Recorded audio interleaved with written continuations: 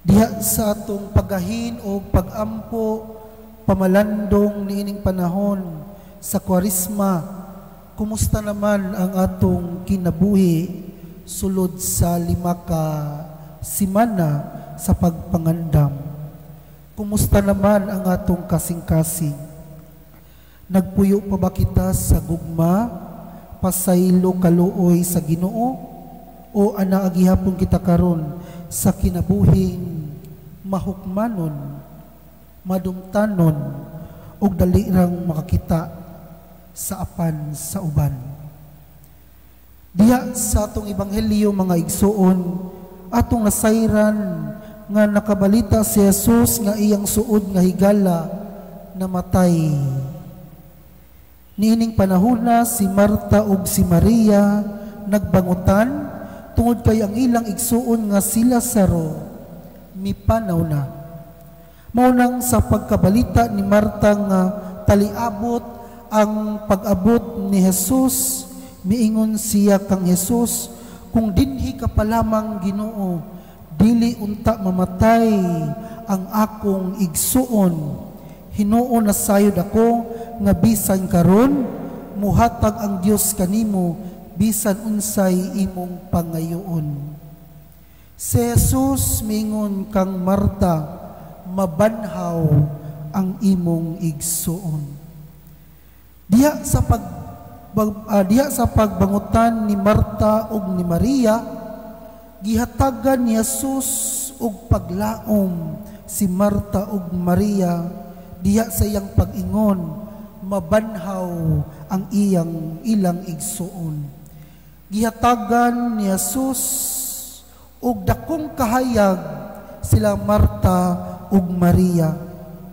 Gipadayag ni Jesus kang Maria ug kang Marta nga siya ang pagkabanhaw, siya ang kinabuhi, nagdala siya og kinabuhi nga walay katapusan.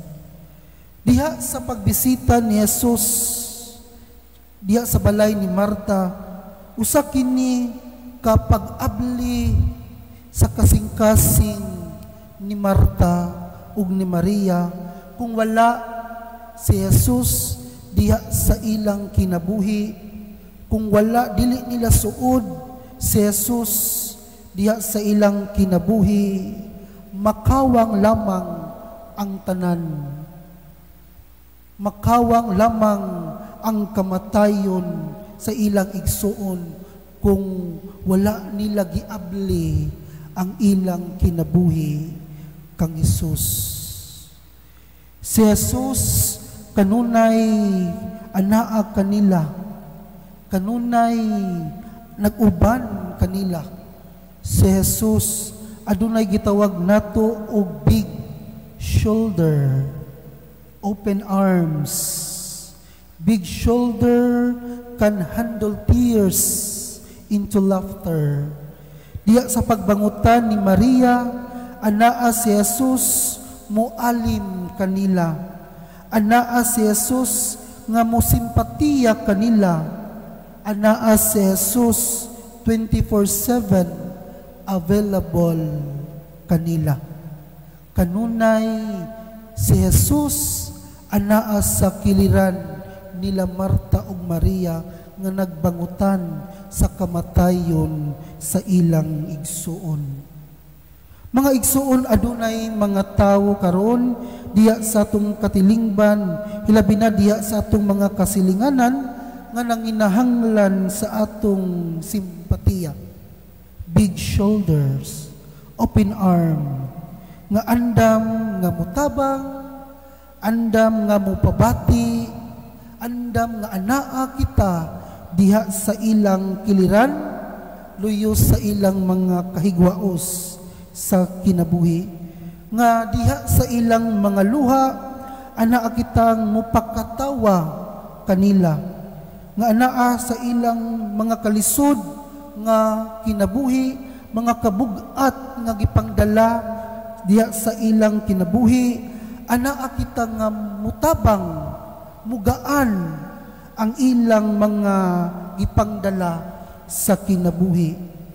Diha sa atong ebanghelyo karon nga wala lang si Jesus miadto, wala lang si Jesus nagmarites, apan miadto siya tungod kay gusto ni Jesus nga mabati ni Maria ug ni Marta nga anaa kanunay ang Ginoo kanila.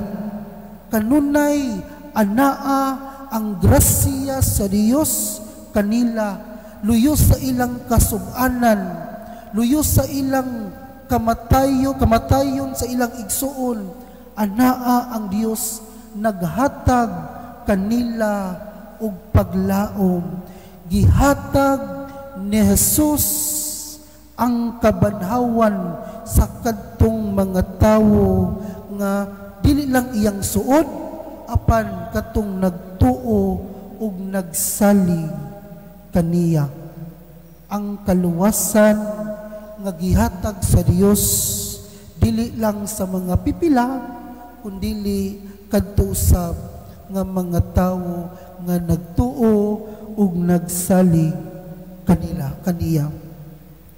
Kung ang pipila kapag sulay, nakitay mga pagsulay o kasakit nga moabot diya sa atong kinabuhi, dili unta nato malimtan nga ang atong unang dalangpan, ang atong unang adtuan o kinsa ang atong pag-aadtuan mao ang Ginoo, mao si Jesus. Siya ang pagkabanhaw, siya ang kinabuhi, siya ang magdala kanato ngadto sa langit nung Amahan.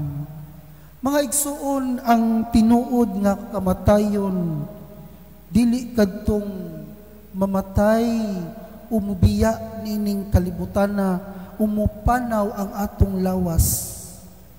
Ang tinuod nga kamatayon kadtong patay ang atong kalag, patay ang atong espiritu.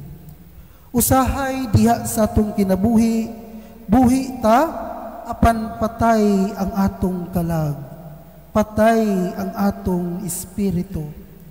Kanus aman mamahimong patay ang atong kalag samtang buhi pa kita, kanang dili na ta magampo, dili na ta musimba, wala na tay Ginoo, atong gipaka Ginoo ang atong kaugalingon, dili na ta mutabang sa mga tawo nga nanginahanglan, dili na ta maminaw sa tingog sa mga kabus, dili na kita mupaambit sa mga grasya nga gihatag sa Dios kanato, dili na kita musimpatiya sa mga tao karon nga nagsubo, dili na kita mutabang sa mga tao karon nga magulanon, daghan og mga problema. Kung gitawag nato kita aho-aho, mauna nga buhi ta apan patay ang atong kalag, buhi ta apan layo kita sa kinabuhing nga gihatag sa Dios kanato, buhi ta apan layo kita sa katilingban sa Dios. Mga igsuon, si Jesus at atong kinabuhi, si Jesus maoy maghatag kanato og kalawasan, si Jesus maghatag kanato sa kinabuhi nga walay katapusan. Ayaw kahadloki ang kamatayon, ato unta kining pangandaman diha sa atong pagbuhat nato ug mga maayong mga buhat, maayong mga gawi sama sa atong Ginoong Hesukristo. Hinuon kahadloki nga patay ang atong kalag, kahadloki nga diha sa atong pagkinabuhi layo kita sa grasya sa Ginoo, dili nato suod ang Ginoo, wala kitay pagtuo sa Ginoo. Ang labing dakong gasa nga atong mahatag sa atong isig katawo kadtong anaa kita sa kiliran, anaa kita diha sa ilang kilaran. Ang dako usab nga gasa nga atong mahatag sa Ginoo nga kanunay unta natong suod ang Ginoo. Luyos sa atong mga problema, luyos sa atong mga kaigwahos sa kinabuhi, luyos sa kabug-at sa atong kinabuhi, dili unta kita mubiya sa Ginoo. Dili unta nato pasagdan usab ang atong isig katawo, kay diha sa atong pagtabang sa atong isig katawo atong masinati ang kaluwasan nga gihatag sa Dios kanato. Mga igsuon ining santos nga Eucharistia, ato untang masinati nga si Jesus mao ang pagkabanhaw. Siya ang maghatag kanato sa kinabuhing walay katapusan, ug si Jesus lang ang magdala kanato ngadto sa langitnong Amahan. Busa nining santos nga Eucharistia atong pangayoon sa Ginoo nga mamahimo unta kitang malahutayon diha sa atong panaw isip usa ka simbahan. Simbahan nga madasigon, simbahan nga masaligon, ug simbahan nga adunay dakong pagtuo ngadto sa atong Ginoong Hesukristo.